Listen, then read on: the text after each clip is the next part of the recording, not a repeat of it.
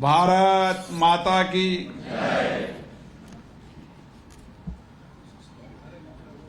मां अहल्या की ये धरती जो आध्यात्मिक धर्म और कर्म योग करने की प्रेरणा की धरती है। मैं आप सभी का अभिवादन करता हूं कि इस धरती ने देश को एक नई प्रेरणा दी है। आज सुबह से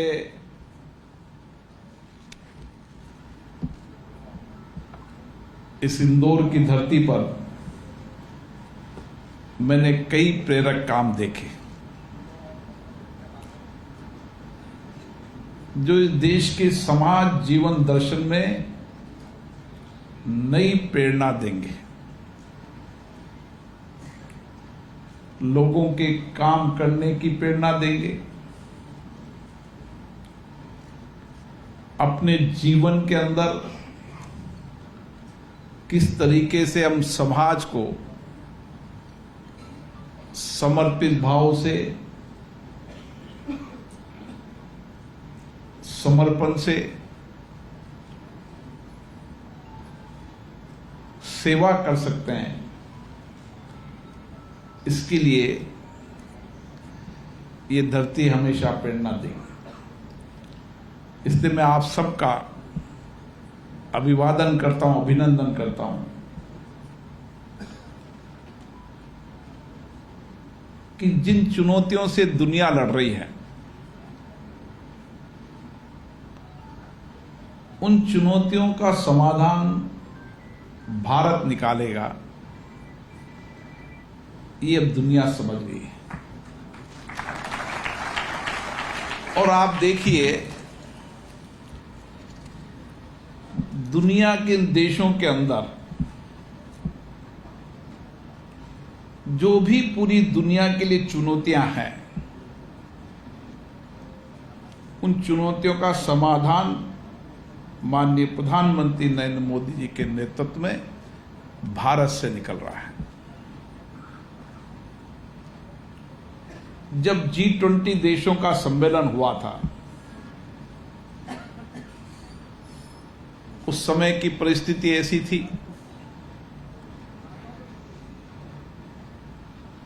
कि कभी भी कोई देश आपस में मिलकर, सामूहिकता से मिलकर कोई एजेंडा तय नहीं कर पाते थे, संपूर्ण देश की दिशा तय नहीं कर पाते थे। लेकिन जब G20 भारत में हुआ तो G20 भारत में एक संदेश भारत से पूरी दुनिया को गया कि हम अपने अपने देशों के अंदर अपने देश की विकास यात्रा, हमारे देश की चुनौतियां, दुनिया की चुनौतियां का समाधान वसुदेव कुटुंबकम की संस्कृति से निकाल सकते हैं। इसीलिए उस समय का संकल्प था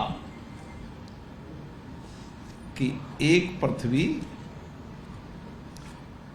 लक्ष्य और भविष्य।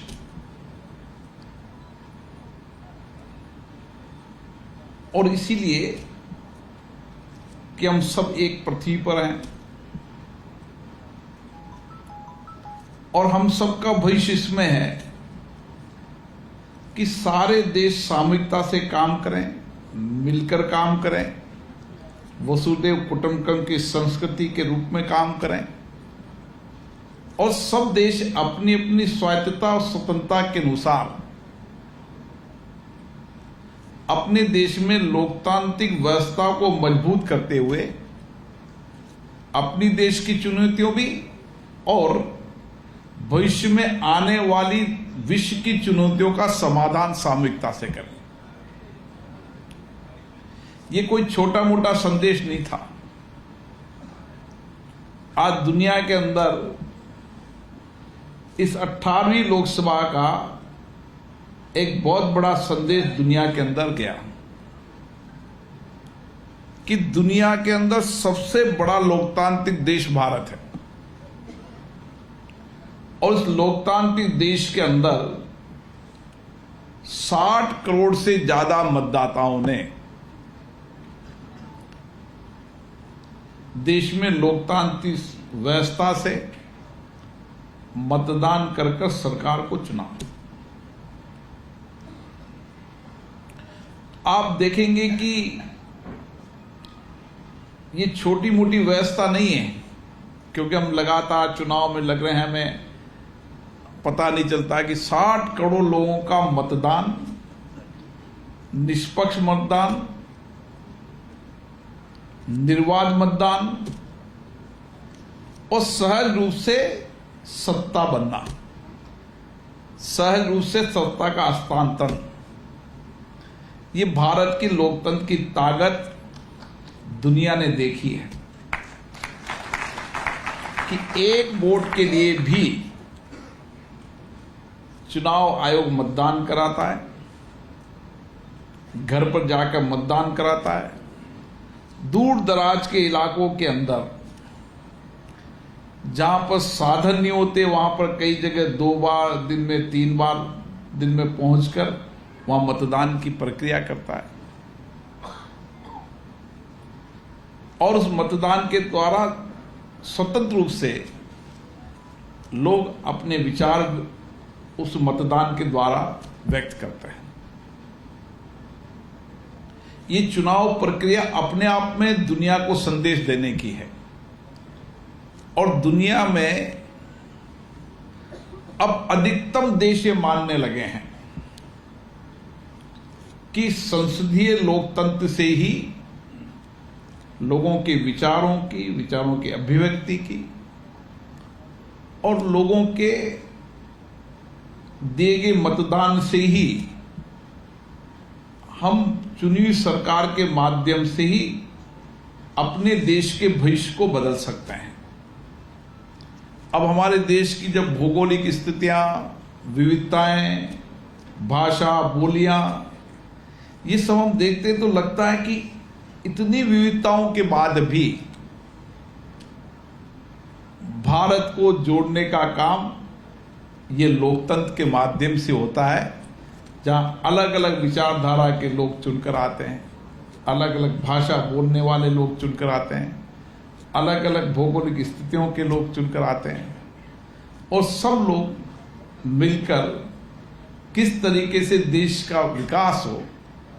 उसमें अपने विचारों की अभिव्यक्ति करते हैं। और यही कारण है कि हमारा लोकतंत्र सशक्त हुआ, मजबूत हुआ है, जवाबदेह हुआ है और हमने लोकतंत्र के माध्यम से ही लोगों की समस्याओं का समाधान भी किया है और लोगों के साथ उनके विचारों के आधार पर, उनकी अपेक्षा आकांक्षाओं के अनुसार इस देश का विकास भी किया है। और धीरे धीरे इस सहज रूप से चलते चलते आज हमारी स्थिति यह हो गई है कि दुनिया की हर चुनौतियों का समाधान का रास्ता भारत से निकलने लगा है। अब इतने बड़े देश के अंदर कभी जब हमें लगता था कि सहज रूप से जलवायु परिवर्तन सबसे बड़ी चुनौती दुनिया की है, जब हम कभी भी हमारे स्पीकर्स की नेशनल बॉडी, आईपीयू, सीपीए, अन्य बॉडियों पर जब चर्चा होती थी उसमें एजेंडा हुआ करता था जलवायु परिवर्तन, और कोई एजेंडा हो न हो, जलवायु परिवर्तन की चुनौतियों का एजेंडा जरूर होता था। और आज इतने बड़े देश के अंदर जहां इतनी विविधताएं हैं, वहां जलवायु परिवर्तन की चुनौतियों का समाधान भी निकल रहा है तो भारत से निकल रहा है। और इसीलिए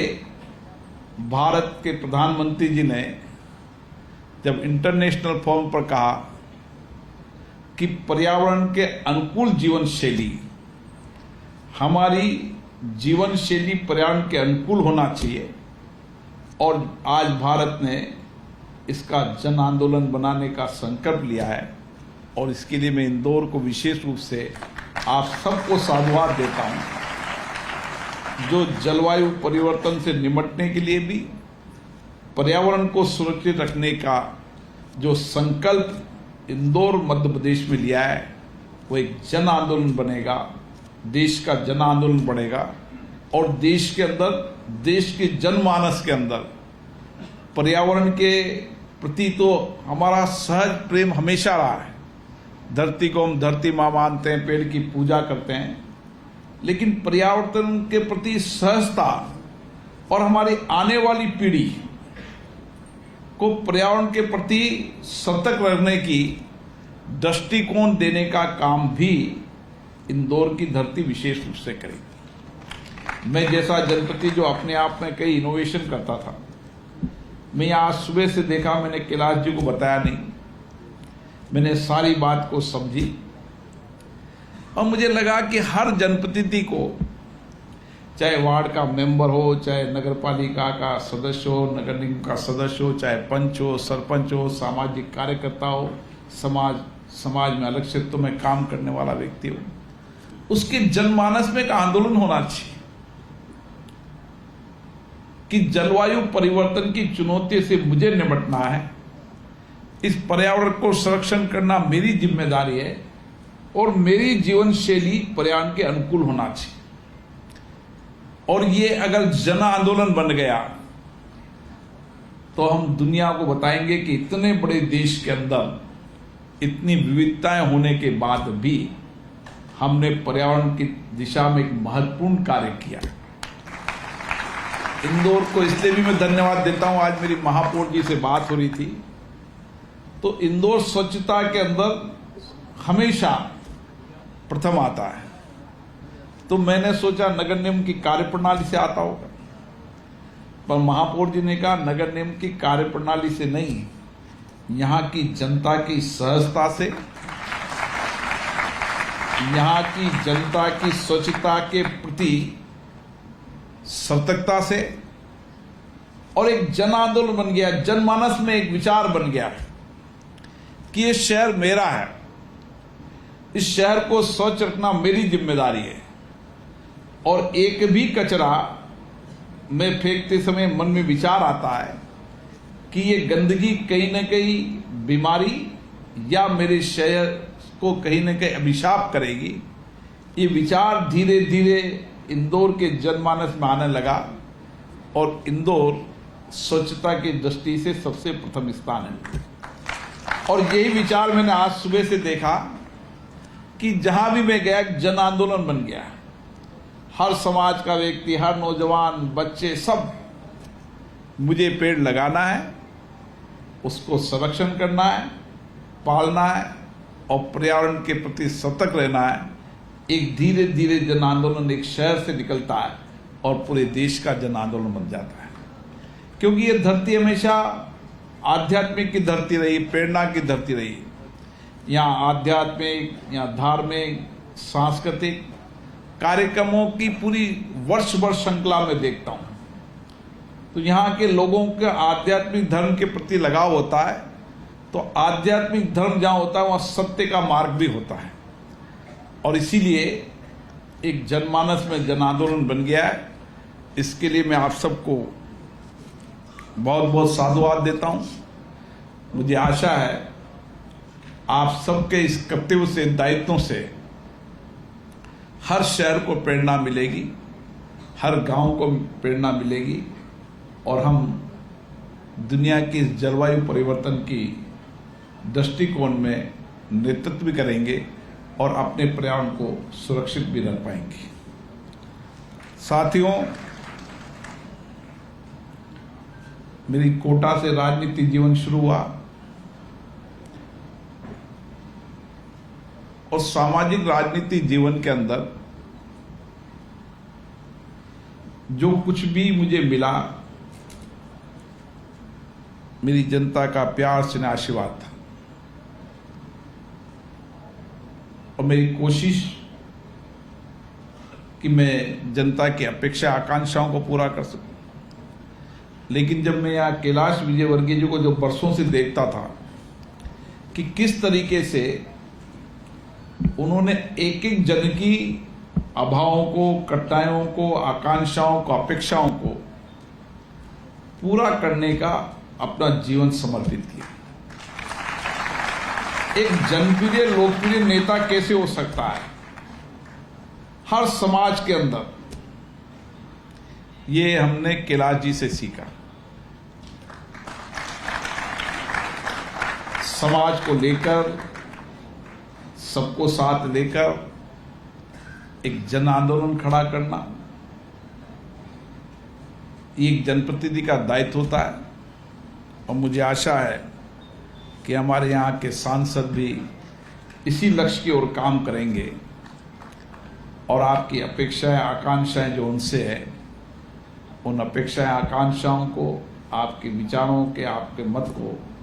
संसद में अभिव्यक्ति करेंगे। और इंदौर शहर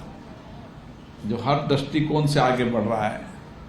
आर्थिक रूप से भी, सामाजिक रूप से भी, सांस्कृतिक, आध्यात्मिक और विशेष रूप से स्वच्छता और हरा भरे शहर के रूप में, मुझे महापौर जी भी बता रहे थे कि हम कार्बन क्रेडिट शहर के रूप में भी आने वाले समय में प्रथम स्थान होंगे। और इस लक्ष्य की ओर हम सब सामूहिकता से काम कर रहे हैं। आपने जो मेरा स्वागत किया, अभिनंदन किया, उसके लिए बहुत बहुत धन्यवाद। मेरी कोशिश होगी जिन अपेक्षाओं, आकांक्षाओं के साथ आप जनप्रतिनिधियों को भेजते हैं, लोकतंत्र के मंदिर संसद में सबका मत आए, सबका विचार आए और संसद के माध्यम से हम सब सामूहिकता से अच्छी चर्चा, संवाद कर कर अपने अपने विचारों को अभिव्यक्त करके पक्ष, प्रतिपक्ष, सहमति, असहमति हमारे लोकतंत्र की ताकत है। और हमने 17वां लोकसभा या 18वीं लोकसभा, हमने हमारी लोकतंत्र की यात्रा इसी तरीके से संवाद, चर्चा करते हुए देश की विकास योजना को आगे बढ़ाया है। मुझे आशा है कि नया दायित्व जो मुझे मिला है, मेरी कोशिश रहेगी कि संसद के प्रति लोगों का विश्वास, भरोसा और बढ़े। और मेरी सभी दलों से ये अपेक्षा रहेगी कि संसद में उच्च कोटि की चर्चा हो, संवाद हो, लोगों की समस्याएं, कठिनाइयों, चुनौतियों पर चर्चा हो और हम भारत की चुनौतियों के समाधान का रास्ता भी निकालें और दुनिया के अंदर दुनिया की चुनौतियों का समाधान भी भारत की संसद से निकले। आपने मेरा अभिनंदन किया, इसके लिए आप सबको बहुत बहुत धन्यवाद। जय हिंद।